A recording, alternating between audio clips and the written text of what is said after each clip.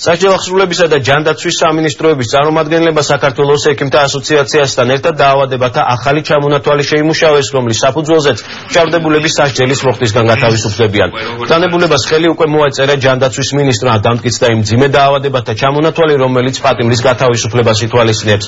ამგვარ დაავადებებს შორის მოხვდა ტუბერკულოზი, ავთვისებიანი სიმსივნე და აივ ინფექცია.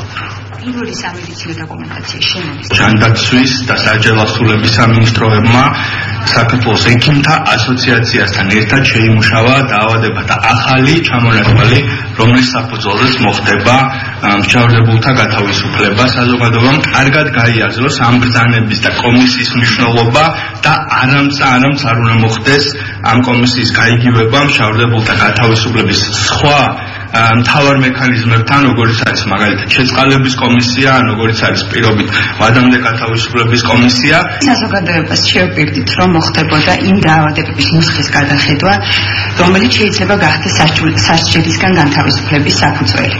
ეს პროცესი დასრულებულია და დღეს ჯანდაცვის და სასჯელ აღსრულების სამინისტროები ექიმთა ასოციაციასთან და დამოუკიდებელ ექსპერტებთან ძალიან აქტიური თანამშრომლობის შედეგად უკვე წარმოგიდგენთ ბრძანების განახლებულ ვერსიას.